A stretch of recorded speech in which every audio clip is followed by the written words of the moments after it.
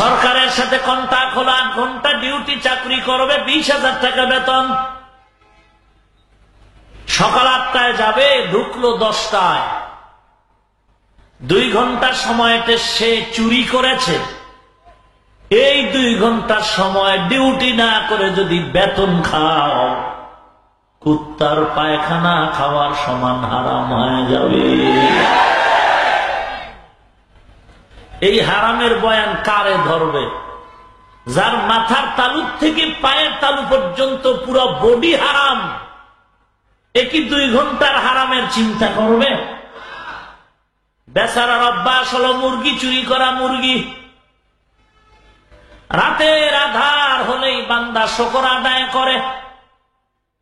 सूरज ने दिया अपनी शुआओं को ये पैगाम, सूरज ने दिया अपनी शुआओं को ये पैगाम, दुनिया है अजब चीज को भी सुबह को भी शाम, दुनिया है अजब चीज को भी सुबह को भी शाम।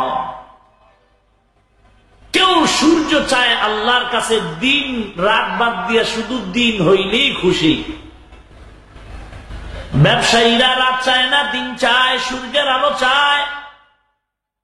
রাতের আধার হলেও চাঁদের আলো চায়। চোর ডাকাত রাস্তার হাইজাকার, ওরা দিনের সূর্য চায় না, রাতের চাঁদও চায় না। এরা চায় অন্ধকার, অমাবস্যা। অন্ধকার হলে ওদের মনটা খুব খুশি থাকে, খুশি।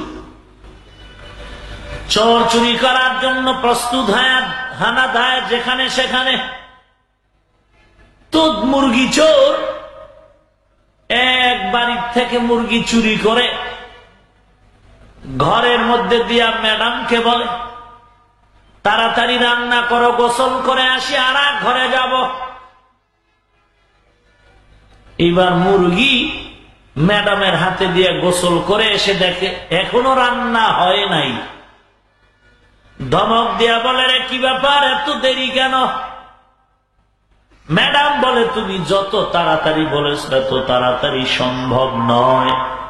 কারণটা কি? বলে, মুরগি তো জবাই করলেই হয় না, এর ভিতরে বহু হারাম রগ আছে, হারাম রগ বেছে বেছে রান্না করতে হয়। চোরায় বলে, পুরা মুরগি তো হারাম, চুরি করা মুরগির আবার কি হারাম রগ বাসে? চুরি করা মুরগির আবার হারাম রগ খোঁজো কখন? তার সেরা পুরা মুরগি তো হারাম। তাহলে ওই বান্দা যার ঘর বিল্ডিং বানাইছে হারাম, ব্যাংকের থেকে লোন উঠাইয়া বিল্ডিং বানাইছে হারাম, ব্যবসা প্রতিষ্ঠান করেছে ব্যাংকের লোন নিয়ে হারাম, বান্দার ছেলে মেয়ের লেখাপড়া চলে তাও সুদের টাকায় হারাম, যার লেখাপড়া চলাফেরা খানা দানা সব হারাম, ওই বান্দা সরকারের ডিউটি চুরি করার চিন্তা মোটেও করবে না। ওর পুরো বডি হারাম। পশমের গোড়ায় গোড়ায় ডক্টর ইউনূসের জিকির চলে। কথা বলেন না কেন? রেজাল্ট দিয়া যায়, যারা হারাম খাচ্ছেন ফিরবেন না তো ভালো করে খাইয়েন। যখন ফিরবেন না তো খাইলে কম খায় কেউ, বেশি খাও। তবে রেজাল্ট শুনে নাও। সুদের খাতায় নাম লেখে রে ভাই, 40 বারও যদি কাবার ঘর জিয়ারত করো, আল্লাহর কসম একবারের লাভবাহিক কবুল হবে না। সুদের টাকায় খাতায় নামটা লেখায় যদি 40 খতম কোরআন পড়ো, কসম করে বলছি একবারেরও কোরআন খতম কবুল হবে না। সুদের খাতায় নাম লেখে বান্দা, বছরে বছরে যাকাত দিলে গরিবের উপকার হবে, তোমার কোনো সওয়াব হবে না। সুদের খাতায় নামটা লেখে, দান সদকা করবা, সওয়াব আসবে না। সুদের টাকায় নাম খাতায় নামটা লেখে, 3 তলা মসজিদ করো, 6 তলা মাদ্রাসা করবা, গরিবের উপকার হলেও তোমার কোনো সওয়াব হবে না। আল্লাহ কোরআনে বলেন, তওবা না করে যদি মরে যাও, আল্লাহ বলেন চিরস্থায়ী সুদখোর, তুমি জাহান্নামী। আমরা যারা জীবনে সুদ খাই না, ঘুষ খাই নাই, সম্মান কমে গেছে? আমি এখন কথা বলেন, দুনিয়ার সকল চেয়ারের মেয়াদ আছে, সকল চেয়ারের মেয়াদ আছে। আমি হাফিজুর রহমান যেই চেয়ারে বসলাম, আল্লাহর কসম টুপিওয়ালাদের চেয়ারের কোনো মেয়াদ না। টাকা দিয়ে কিনছি তো, মানুষের বাড়ি দিয়ে লইছি তো, হ্যাঁ, গোপনে ভোটের জন্য হাদিয়ার বস্তা দিছি তো, এটা আল্লাহ দান করেছেন। এই চেয়ারের কোনো মেয়াদ নাই। দুনিয়ার চেয়ারের মেয়াদ, চাচা এরশাদ সাহেব 9 বছর পরে মেয়াদ শেষ। কথা বলেন না কেন? ওলামা একরামদের চেয়ারের কোনো মেয়াদ আছে? এরা দুনিয়াতেও বাদশা, পরকালেও। ভাইরা আমার, যদিও আমগো কোনো সার্টিফিকেট নাই, কোনো চাকুরি নাই, আমরা ভ্যালুলেস মোল্লার দল। কারণ আমরা তো কওমি মাদ্রাসায় লেখাপড়া করেছি। দেওবন্দ মাদ্রাসা, হাটহাজারী মাদ্রাসা, মেখল পটিয়াজিরি মাদ্রাসা, বসুন্ধরা মাদ্রাসা, মালিবাগ মাদ্রাসা, চৌধুরীপাড়া মাদ্রাসা, যাত্রাবাড়ি মাদ্রাসা, লাখো লাখো কওমি মাদ্রাসা, যেখানে লেখাপড়ার ফলাফলে সরকারি কোনো চাকরি নেই, সার্টিফিকেট নাই। আলহামদুলিল্লাহ, চাকরিরও দরকার নাই। বিনা চাকরিতে আল্লাহ যা খাওয়ায় একা খায়া শেষ করা যাচ্ছে না। মাস্তানি করি নাকি? না, সত্য কথা বলি। সত্য বললে কারো না কারো একটু কষ্ট লাগতে পারে, কারণ আমরা সবাই রোগী। সময়ের মূল্য দিয়েছি, সময়ের মূল্য। পৃথিবীতে আসার পর থেকে আমার আব্বা জীবনে আমাকে ফুল প্যান্ট, হাফ প্যান্ট কিচ্ছু পরান নাই। ছোটবেলার থেকে এইরকম একটা লম্বা জামা আর লুঙ্গি পরাইছেন, পাজামা পরাইছেন। সম্মান কমছে না? জীবনে সার্টিফিকেট নিলাম না, চাকরিও পাইলাম না, না খায়া মরি। হ্যাঁ, আল্লাহর শুকর। আল্লাহ আমাকে যে রিজিক দিতেছেন, আমার রিজিকের দ্বারা শত শত বান্দা খানা পায়। মাদ্রাসা চালাচ্ছি, আলহামদুলিল্লাহ। ওস্তাদদের মাসের বেতন দিচ্ছি, 1.5-2 লক্ষ টাকা ঘর ভাড়া দিচ্ছি। এগুলি কি চুরি করে আনি? না, আপনারা আমার মাদ্রাসায় গিয়া খুব জোর করে দিয়ে আসেন। আবার কয় না, বুঝলেও না, না বুঝলেও না, এ আর এক মুসিবত। ভাইরা আমার, কিছু মানুষ আছে দুনিয়াতে, এদের দাড়ির খবর নাই, মোচ খুব লম্বা। এরকম এক মোচওয়ালা মদের বোতল নিয়ে চেয়ারে বসে মদের বোতল টান দিবে, তো মোচগুলো উপরে উঁচু করে মদের বোতলটা ঢুকাবে। একজনে বলে, ভাই তুমি এত কষ্ট করে মদ পান করো কেন? বলে, চুপ, মাসআলা আমরাও তো কম বেশি জানি। একেবারে আরবি পড়ি নাই, মাদ্রাসায় পড়ি নাই, এই জন্য যে মনে করবা আমরা একেবারে অন্ধ মগা, এমনটা না। আমরাও বুখারী শরীফ রেডি পড়ে লেখে মোটামুটি সাইজ করেছি। বাংলা ধর্মীয় অনেক কিছু আমরা জানি, কোরআনের ব্যাখ্যাও মাঝে মাঝে জানি, বুখারী শরীফ, মুসলিম শরীফ মাঝে মাঝে পড়ি। লাকুম দীনুকুম ওয়ালিয়া দীন, বুখারীর হাদিস। না বুঝে ঠিক, লাকুম দীনুকুম ওয়ালিয়া দীন, বুখারীর হাদিস। কত বড় তার সেরা চিন্তা করে। এরা বলে হুজুর টুজুর লাগে না, এরা বলে কোরআন হাদিস থাকতে আবার তাবলীগে যাব কেন? কোরআন হাদিস থাকতে আবার ইমাম মানবো কেন? কোরআন হাদিস থাকতে আবার মাযহাব মানবো কেন? কথা খুব সুন্দর, মতলব খারাপ। কোরআন হাদিস থাকতে মাযহাব মানবো কেন? কোরআন হাদিস থাকতে ইমাম মানবো কেন? কোরআন হাদিস থাকতে আবার আমরা তাবলীগের কাছে যাব কেন? কোরআন হাদিস থাকতে আবার পীরের দরবারে যাব কেন? এটাই যদি তোমার প্রশ্ন হয়, আমার প্রশ্নের জবাব দাও, কোনো গালাগালি নাই। কোরআন হাদিস থাকতে পিস টিভি দেখো কেন? কোরআন হাদিস থাকতে ডাক্তার জাকির নায়কের কথা শুনো কেন? কোরআন হাদিস থাকতে আবার জালমাদানির চটি বই পড়ো কেন?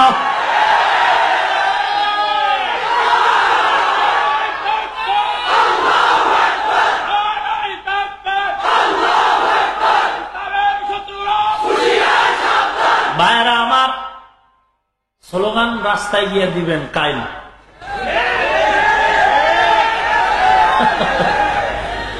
সুবহান। স্লোগান দেওয়ার মানে কি ফিটাফিটি না। আব্বার কাছে আমগো দাবি, সন্তান দাবি করে না? কথা বলেন। আমাদের সরকার বাহাদুর মুসলিম এবং এর পিতা বাংলার জমিনের স্বাধীনতার স্থপতি মরহুম শেখ মুজিবুর রহমান জ্বালাময়ী ভাষণ দিয়ে পৃথিবীর শ্রেষ্ঠ সম্মেলন ওয়াইসি সম্মেলনে বলেছিলেন, পৃথিবীর দ্বিতীয় বৃহত্তম মুসলিম দেশ বাংলাদেশ। অতএব এই মুসলিম দেশ বাংলাদেশকে আজ মুসলমান অধ্যুষিত মুসলিম দেশের মানচিত্র আর সংবিধান থেকে যারা রাষ্ট্র ধর্ম ইসলামকে মুছে দেওয়ার ষড়যন্ত্র করতেছে, আমি ধিক্কার জানাই এবং দায়িত্বহীন ভাষায় বলবো, তারা মরহুম শেখ মুজিবুর রহমানকে বৃদ্ধাঙ্গুলি প্রদর্শন করতেছে। অতএব এর প্রতিবাদ করতে হবে।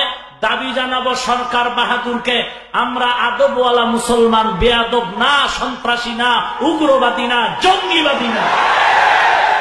আমরা শায়েখ আব্দুর রহমান আর বেঈমান বাংলা ভাইয়ের আমরা পাঁচাটা ইহুদির দালাল নয় যে জিহাদের নামে মানুষ হত্যা করব, বরং জিহাদের নামে যারা মানুষ হত্যা করে, মানুষের ঘর বাড়িতে আগুন জ্বালায়, আমরা তাদেরকেও ধিক্কার জানাই। ওরা ইসলাম কায়েম চায় না, ওরা ইসলামের সাইনবোর্ড নিয়ে পেটের ধান্দায় ক্ষমতার চেয়ার দখল করতে চায়। আমরা ধিক্কার জানাই এবং দাবি জানাই, মৌমাছির থেকে মধু খাবেন, বাসার থেকে আপনার খুব শখ। মধুর কথা কোরআনে আছে, শরীরের জন্য উপকারী। এখন আপনি দুইটা হাতে পিস্তল নিয়ে যদি মৌমাছির বাসায় গিয়া মাস্তানি করেন যে বেদবি করিস না, যা, পিস্তল দুই হাতে দুইটা, মৌমাছি শুনব? আপনাকে সালাম দিব? এ খালি আঙ্গুলের মাথা দিয়ে যদি একটু খোসা দেন, মৌমাছি ফট করে মিসকল শুরু করবে জাগা জাগা হওয়ানে। হসপিটাল ছাড়া সুস্থ হওয়ার কোনো উপায় নাই। অতএব তুমি এই মাস্তানি করিও না। মৌমাছির বাসার থেকে যদি মধু খাওয়ার ইচ্ছা থাকে, মন্ত্র পরে তুমি মৌমাছির সামনে দাঁড়িয়ে মন্ত্র পরে দম করো, মৌমাছি চলে যাবে। যেই লাইনে যারা, তাদেরকে ও লাইনেই চালাতে হবে। এই বাংলাদেশ স্বাধীন করেছে, হাজার লাখ রক্তের বিনিময়ে স্বাধীনতার মানচিত্র পেয়েছি। অতএব সরকার বাহাদুর থেকে সব আমাদের মুসলমান দেশে সব জায়গায় আজান চলে, নামাজ চলে, বয়ান চলে। অতএব মুসলমান জমিনের ভেতরে মুসলমানের বিরুদ্ধে কোনো কথা বরদাস্ত করে নেওয়া যাবে না। খবরদার, আদার ব্যাপারী জাহাজের খবর নিও না। আউযুবিল্লাহ বিসমিল্লাহ পড়তে জানেন না, আলেম কোরআনওয়ালার ভুল ধরার চেষ্টা করিয়েন না। রিক্সা চালাও ভাই, চালাও, তবে ট্রাকের সাথে পাল্লা দিও না। কার সাথে? মাঝে মাঝে বলি, বিশ্ব রোডে রিক্সাও চলে, ট্রাক চলে, বাস চলে। রিক্সাওয়ালাও মেশিন লাগায় ডিজিটাল কায়দায় সেও দৌড়াচ্ছে রাস্তায়, হ্যান্ডেল ধরে বসে আছে, মাস্তান ভাব। পেছন দিক দিয়ে ট্রাকওয়ালা কয় সাইড দাও, সাইড দাও। বলে কেন? আমারও ইঞ্জিন আছে, তোমারটাও ইঞ্জিন আছে, পাওয়ার তো মোটেও কম না। কি বলেন?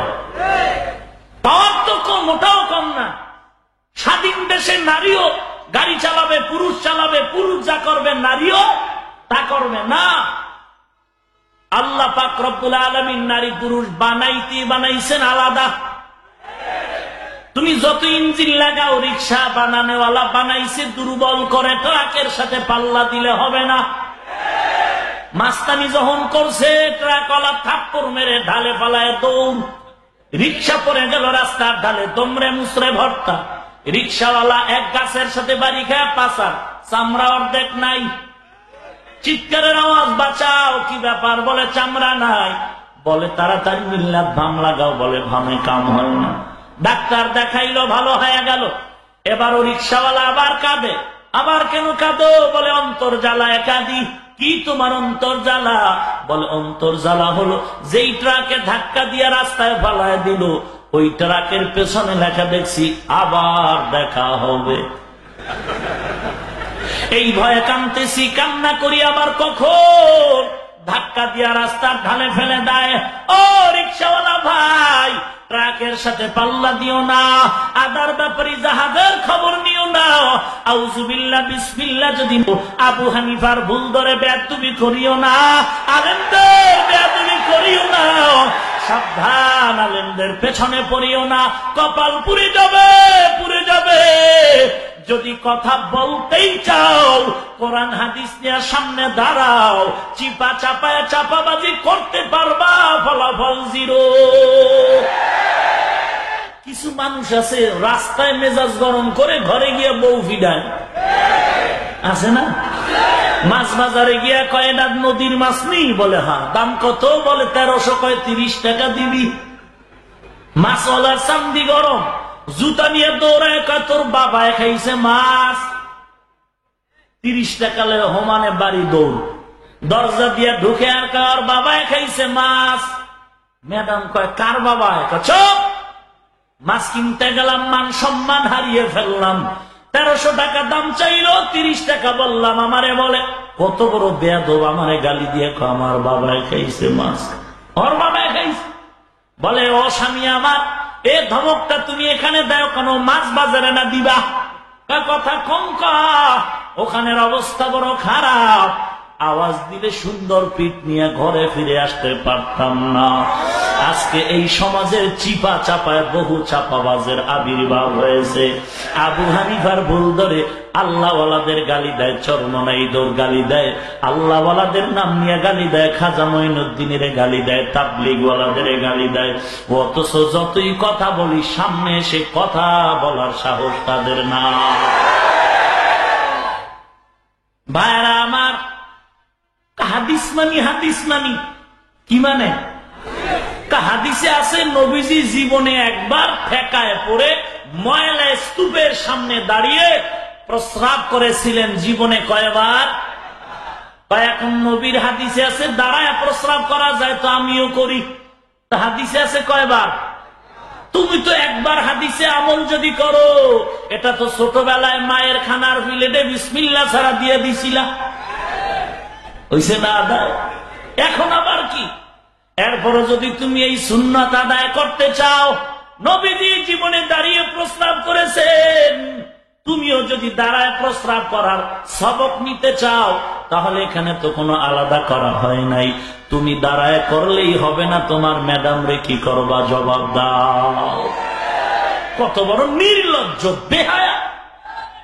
নারী পুরুষের নামাজ বলে সমান, কোনো পার্থক্য নাই।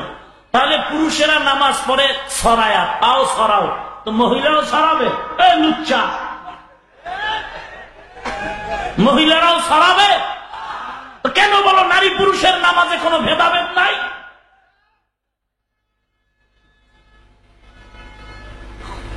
টাইটানিক জাহাজ বানাইছিল বেঈমানেরা, বানায় চ্যালেঞ্জ দিল সামুদ্রিক তুফানে টাইটানিক জাহাজ আর ডুববে না, ভাঙবে না। উলঙ্গ নারী পুরুষ দিয়ে নাচ গান করে ঢোলের বাড়ি দিয়া যখন রওনা হয়ে গেল, সমুদ্রের মধ্যে 1 ঘন্টা চলার পরে বরফের পাহাড়ে আঘাত লেগে টাইটানিক জাহাজ 2 টুকরো হয়ে সমুদ্রের তলে চলে গেল। আল্লাহর সাথে পাল্লা দিয়ে কোনো বেঈমান সাকসেস হতে পারে নাই। ওরে মুসলমান, রিকশাওয়ালা ট্রাকের সাথে পাল্লা দিলে যেই অবস্থা হয়, ওরে গায়ের আলেম আলিফ বাতা জানে না, এও যদি আলেমের সাথে বেয়াদবি করে তারও সেই দশাই হবে। 40 বছর যারা বুখারী শরীফ পড়াচ্ছেন, মুসলিম শরীফ পড়াচ্ছেন, এরা হাদিস বুঝে না, আপনি বুঝেন, বাংলা পড়ে না। আল্লাহ আপনি হেদায়েত দান করুন। ভাইরা আমার, সময়ের শপথ, সময়টারে কাজে লাগাও। হাদিসের বেলায় পয়গম্বর বলেন, আখিরাতের লাইনেও যদি সময়টারে কাজে লাগাও, হিরো হয়ে যাবে। এশার নামাজ 9 রাকাত পড়তে মাত্র 9 মিনিট ধরে নিলাম, ওযু ইস্তেনজায় আরো 6 মিনিট, কত হলো? 15 মিনিট এশার নামাজ আদায় করে যদি ঘুমাইয়া যাও, আবার যদি 4 রাকাত নামাজ ফজরের আদায় করে আরো 15 মিনিট দাও, আধা ঘন্টা সময় যদি তুমি এশার নামাজ আর ফজরের নামাজে আধা ঘন্টা সময় কাজে লাগায় দাও, মাঝখানে 8 ঘন্টা 6 ঘন্টা যদি ঘুমাইয়াও থাকো, এই সময়টাকেও নেকের পাল্লায় লেখা হয়ে যায়। সময়কে কাজে লাগাও বান্দা। 5 ওয়াক্ত নামাজ যদি পড়ো, 50 ওয়াক্ত নামাজের সওয়াব আল্লাহ দান করবেন। এখানে আপনারা বসে আছেন, 2 ঘন্টা 4 ঘন্টা সময় বসলেন, বসার পরে আপনাদের কোনো কাজ নাই, জিহ্বাটা নাড়ায় নাড়ায় সুবহানাল্লাহ আলহামদুলিল্লাহ বলতেছেন। কোরআনের বরকতে এই মজলিসটাও নেকের মজলিস হয়ে গেছে। দুনিয়ার লাইনে সময়কে কাজে লাগালে জিরোর থেকে যেমন হিরো হয়, আখিরাতের লাইনেও যদি সময়টারে কাজে লাগাও, জিরো থেকে হিরো হয়ে যাবে। ও মুমিনের দল, একবার যদি সুবহানাল্লাহর আওয়াজ দাও, আল্লাহ পাক এক বিশাল একটা জান্নাতের গাছ বানায় দিবে। আল্লাহ ইলাহা ইল্লাল্লাহ যদি একবার পড়ে, আসমান জমিনের মধ্যখান খালি জায়গা যেই পরিমাণ, ওই পরিমাণ নেক আল্লাহ দান করবেন।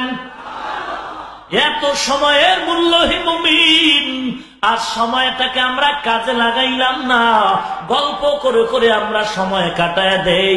কত রাত গুনাহের গল্প করে রাত কাটাইলাম, কোরআনের জন্য রাত কাটাতে পারি না। ওরে মুসলমান নবীর উম্মত, আল্লাহর মোহাব্বতে আল্লাহ বলেন সময়টার কসম করে, সময়কে যারা কাজে লাগাইবা তাদের জীবনটা বড় ধন্য হয়ে যাবে। ওয়াল আসরি ইন্নাল ইনসানা লাফি খুসর। সময়ের শপথ, সময়ের শপথ। সময়টাকে কাজে লাগাও। কেউ কেউ বলেছেন আসরুন মানে আসরের নামাজ, হাফিজু আলাস সালাওয়াত ওয়াস সালাতিল উসতা। আসরের সময়ের শপথ। এ সময়টার এত দাম কেন? বলে দিনের ডিউটি ওখানে শেষ, আসরের সময় রাতের ডিউটি শুরু হয়। ভালো করে খেয়াল করেন, রাতের ডিউটি আসর থেকে শুরু হয়, দিনের ডিউটি আসরের সময় শেষ হয়ে যায়। ওই দিনের ডিউটি করেনেওয়ালা ফেরেশতা রাতের ডিউটিকারী ফেরেশতাদেরকে হিসাব নিকাশ বুঝাইয়া বিদায় নেয়। বিদায় বেলা একটু কথা কয়া যায়। কেমন? আপনাদের গাজীপুর সদর থানার ওসি সাহেব নোটিশ চলে আসলো, বদলি হয়ে গেছে, 1 মাসের মধ্যে নতুন ওসির নিয়োগ। ওনাকে পুরান ওসি হিসাব বুঝায় চলে যাও বান্দরবান। পুরান ওসি নতুন ওসিকে হিসাব নিকাশ 1 মাসে বুঝায় দিয়া বিদায় বেলা কানে কানে কিছু তাবিজ দিয়া গেল। আর এই তাবিজ বড় কঠিন। ডাক দিয়া কয়, ও ওসি সাহেব, আমি দীর্ঘ কয়েক বছর এই গাজীপুর সদর থানার দায়িত্ব পালন করে এলাকার মানুষের সম্পর্ক ভালো করে জেনেছি। আপনি নতুন বসছেন, আপনাকে কিছু আমি ধারণা দিয়া যাই।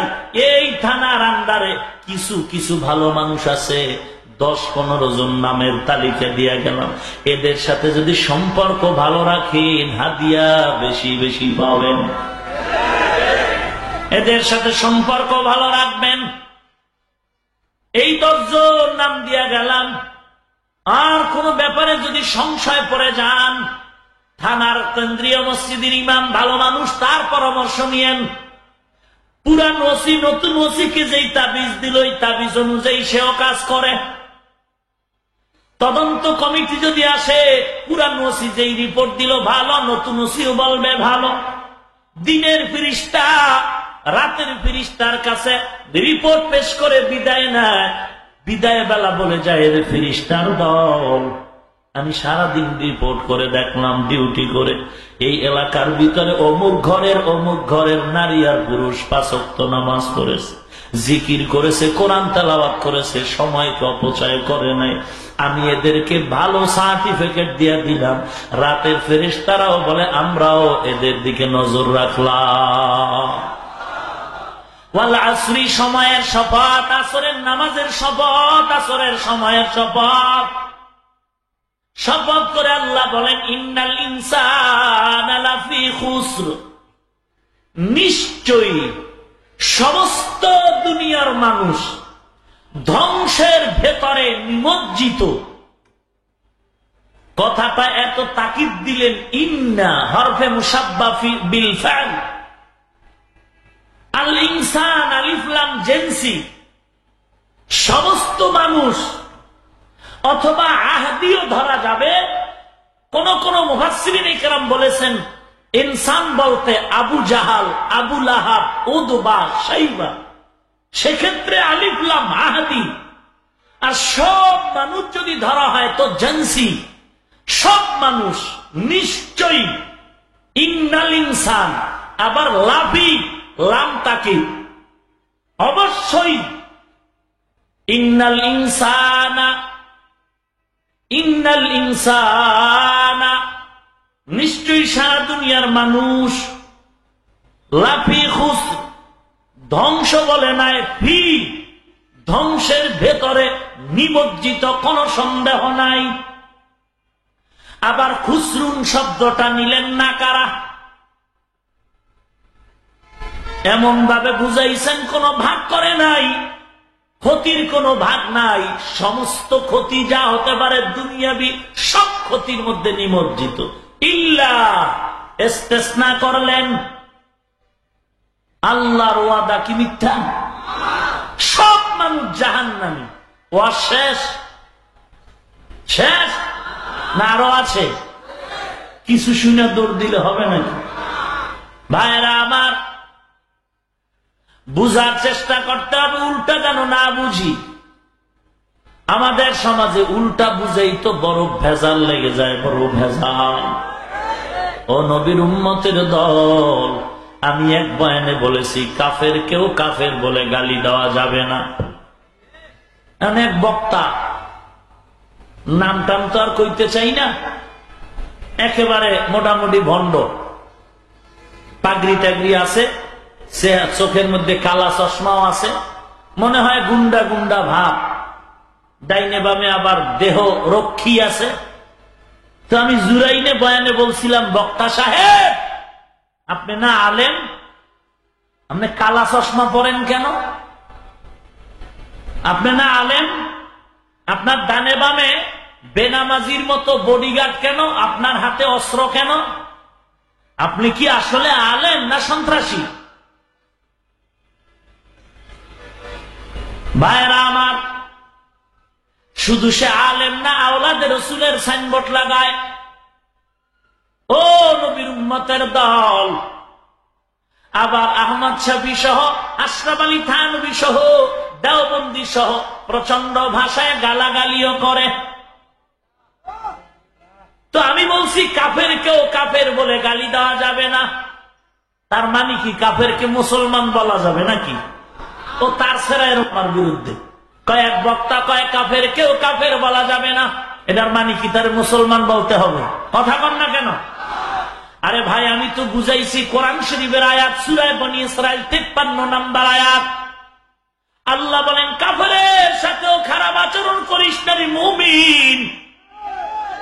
কাফের কেউ কাফের বলে গালি দিও না। কাফের কাফের রাস্তায় আছে, তবে তুমি হিংসার নজরে গালি দিও না, কারণ আজকের কাটটা কাফের তওবার মাধ্যমে হবে কালকে পাক্কা ওলি। বুঝাইলাম কি? বুঝলো কি? ভদ্রলোক কি লোক? ভদ্রলোক ছিলেন তো, পুরা গিরার নিচে তাদের লুঙ্গি পাজামা, যেগুলো 24 ঘন্টার জন্য হারাম গুনাহ। সকাল 8টা-9টার আগে ঘুম থেকে উঠে না, ব্রাশ গুতায়, ডান হাতে বিড়ি টানে, বাম হাতে চা টানে। ভদ্রলোক বরকতি হাতে টানে বিড়ি, কারণ এটা বরকতি জিনিস। কি বলেন ভাইরা আমার? এখন ভিক্ষুক তো সময় টময় নাই, সুযোগ পাইলেই স্যার কিছু দিবেন। ভদ্রলোক তো কিছু ইন্টারন্যাশনাল ম্যান, তো ইংলিশ বলার লোক পায় নাই, পাইছে ভিক্ষুক। ভিক্ষুকের সাথে ইংলিশ কয় না, ভিক্ষুক কি আর ইংরেজি বুঝে? এ কইছে বোধ আমার নুইতে কইছে। ভিক্ষুক মাথাটা নয়া দিয়ে কয় স্যার দেন, ভিক্ষুক আরো নুইতে নিতে হাঁটু পর্যন্ত গেছি। স্যার আর কিছু দিবেন না? কি বলেন? ভিক্ষুক এবার মাথাটা পায়ের গোড়ায় নোয়া দিস, স্যার এবার দেন। এবারও স্যার কয় নো, কয় মাপ চাই, সামনে মাটি, নোয়ার আর কায়দা নাই। অমুমিন সাবধান, আল্লাহ বললেন সব মানুষ জাহান্নামী। কথাকার এদিক দিয়ে মদিনার নবী কি বলেন? ক্বালা রাসূলুল্লাহ সাল্লাল্লাহু আলাইহি ওয়াসাল্লাম কুল্লু উম্মতি ইয়াদখুলুনাল জান্নাতা ইল্লা মান আবা। আল্লাহর নবী বলেন সব দুনিয়ার উম্মতের দল হলো জান্নাতি। নবী বললেন সব উম্মতেরা জান্নাতি, আল্লাহ বলেন সব মানুষ জাহান্নামী। নবীর কথাও কিন্তু শেষ না, দোনোজনার কথা আছে কিন্তু। ভাইরা আমার, আল্লাহ পাক বলেন ইল্লা, না না, সব মানুষ জাহান্নামী না, 4 গুণওয়ালা মানুষ জান্নাতি। কয় গুণ? জোরে বলতে হবে। 1 নাম্বার ইল্লাল্লাযীনা আমানু ওয়া আমিলুস সালিহাত ওয়া তাওয়াসাউ বিল হক ওয়া পারেন না, ওয়া তাওয়াসাউ বিস সাবর। 4 গুণওয়ালা মানুষ জান্নাতি। 1 নম্বরে ঈমান, 2 নম্বরে নেক আমল, 3 নম্বরে সৎ কাজের আদেশ, 4 নম্বরে অসৎ কাজ থেকে মানুষকে ফিরানো। ফিরাইতে গিয়া হবে বিপদ, বিপদে করতে হবে ধৈর্য ধারণ। 4 গুণওয়ালা মানুষ জান্নাতি। 1 নম্বরে ঈমান, 2 নম্বরে নেক আমল, 3 নম্বরে ওয়াতাওয়াসাউ বিল হক ওয়াতাওয়াসাউ বিস সাবর। হক মানে অধিকার, অধিকারের উপদেশ দিতে হবে, সৎ কাজের আদেশ, অসৎ কাজ থেকে মানুষকে ফিরানো। এক একটার আলোচনা বিস্তারিত আলাদা। 1 নম্বর ঈমান, 2 নম্বরে নেক আমল, 3 নম্বরে সৎ কাজের আদেশ, 4 নম্বরে অসৎ কাজ থেকে নিষেধ। 2টা বিষয় হলো বান্দার সাথে আল্লাহর সাথে যোগাযোগ, বান্দার সাথে আল্লাহর সম্পৃক্ত। লাস্টের 2টা হলো বান্দার সাথে বান্দার সামাজিক সম্পৃক্ততা। তুমি নিজে নিজে ঈমান আমল ঠিক করে জান্নাত পাবা অসম্ভব। তোমার সামনে আরো 2টো কাজ আছে, এটা শুধু আল্লাহর সাথে না, সামাজিকতার সাথে সম্পৃক্ত। সমস্ত লাইনে তোমার ভাই বলো, বোন বলো, দেশবাসী বলো, জনগণ বলো, সবার উপরে এই 2টা জিনিসের হক তোমার আদায় করতে হবে। 1 নম্বরে হলো সৎ কাজের আদেশ, অসৎ কাজ থেকে মানুষকে ফিরানো। 2টা আল্লাহর সাথে সম্পৃক্ত। আগে বললেন ঈমান আমল, এই 2টা রেডি করে নিজেরে ভালো করো, এরপরে বাকি 2টা মানুষের সাথে সংযুক্ত করো। নিজের ঈমান আমল ভালো না কইরা তুমি অন্যের ঈমানের দাওয়াত দিও না। ওই কিছু লোক আছে নিজের মাথায় টুপি নাই, নামাজ নাই, পর্দা নাই, অথচ নবীর জন্য জীবন দিতে চায়। দোকানে জ্যৈষ্ঠ মধু বিক্রি করেনি। কথা কন না কেন? এই সাউন্ড তোমার কমে কেন ভাই? দোকানের জ্যৈষ্ঠ মধু আসলেই কি মধু? কথা কন না কেন? দোকানের জ্যৈষ্ঠ মধু যেমন আসল মধু না, টুপি ছাড়া, দাড়ি ছাড়া, নামাজ ছাড়া আসলেও তারা মোটামুটি আশিকে রাসূল না। নবীর জন্য জীবন দিতে মন কাঁদে, নামাজ পড়তে অ্যালার্জি কেন? নবীর সুন্নাত মানতে এত আঘাত কেন? আল্লাহ আমাদের হেদায়েত দান করুন। লম্বা আলোচনা তো কোন পাগলে ভাইছে এটা শুরু করলাম। ভাইরা আমার, তো ঈমানের উপরে সংক্ষিপ্ত কথা বলে হাত তুলে ফেলবো। ঈমান, ঈমান এর অর্থ হলো বিশ্বাস। বিশ্বাসের আরো একটা শব্দ আরবিতে আছে ইয়াকিন। সুম্মা লাতুসআলুন্না ইয়াউমাইযিন আনিন নাঈম আলহাকুমুত তাকাসুরু হাত্তা যুরতুমুল মাকাবির। কাল্লা সাউফা তা'লামুনা সুম্মা কাল্লা সাউফা তা'লামুন কাল্লা লাউ তা'লামুনা ইলমাল ইয়াকিন। ইয়াকিন মানিও বিশ্বাস। ভেজাল ভেজাল আর ভেজাল, আমগো মধ্যে আপনাদের মধ্যে না, ভেজাল। আল্লাহ পাক বলেন ওয়া'বুদ রাব্বাকা হাত্তা ইয়াতিয়াকাল ইয়াকিন। ইবাদত করো তোমাদের রবের ইয়াকিন আসা পর্যন্ত। ইয়াকিন আসা পর্যন্ত আরবি শব্দের শাব্দিক অর্থ সব জায়গায় চলে না, রূপক অর্থ ব্যবহার করতে হয়। ইয়াকিন মানে বিশ্বাস। এখানে আল্লাহ বলেছেন আল্লাহর ইবাদত করো ইয়াকিন আসা পর্যন্ত। এখানে ইয়াকিন মানে বিশ্বাস না, ইয়াকিন মানে মৃত্যু। কিন্তু ভণ্ড নামের কিছু ভণ্ডরা এখানে বিশ্বাস মনে করে কিছুদিন পরে আর নামাজ পড়ে না, বিশ্বাস পায় গেছে আল্লাহর উপরে। সাবধান। ইয়াকিন মানেও বিশ্বাস, ঈমান মানেও বিশ্বাস। দোনোটার স্তর হলো তিনটা। ইয়াকিনের স্তর হলো তিনটা: ইলমুল ইয়াকিন, আইনুল ইয়াকিন, হাক্কুল ইয়াকিন। ঈমানের বিশ্বাস তিনটা স্তর: ইকরার বিল লিসান, তাসদীক বিল জানান, আমাল বিল আরকান। মুখে স্বীকার করা, অন্তরে বিশ্বাস করা, কাজের দ্বারা প্রমাণিত করে দেয়া। কি মুখে স্বীকার করেছি? লা ইলাহা ইল্লাল্লাহু মুহাম্মাদুর রাসূলুল্লাহ। সবাই পড়লেন না কেন? ভেজাল আছে নাকি? তো জিহ্বা নাড়ায় সবাই পড়েন লা ইলাহা ইল্লাল্লাহু মুহাম্মাদুর রাসূলুল্লাহ। লা ইলাহা ইল্লাল্লাহ, লা ইলাহা ইল্লাল্লাহ।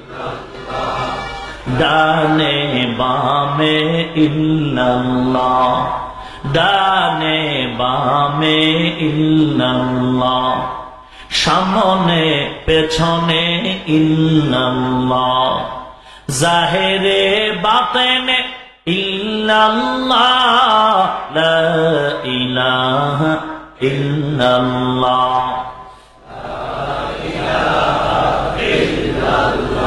লা ইলাহা ইল্লাল্লাহ মুহাম্মাদুর রাসূলুল্লাহ। দিন থাকিতে লা ইলাহা ইল্লাল্লাহ বলো ভাই। দিন থাকিতে লা ইলাহা ইল্লাল্লাহ বলো ভাই।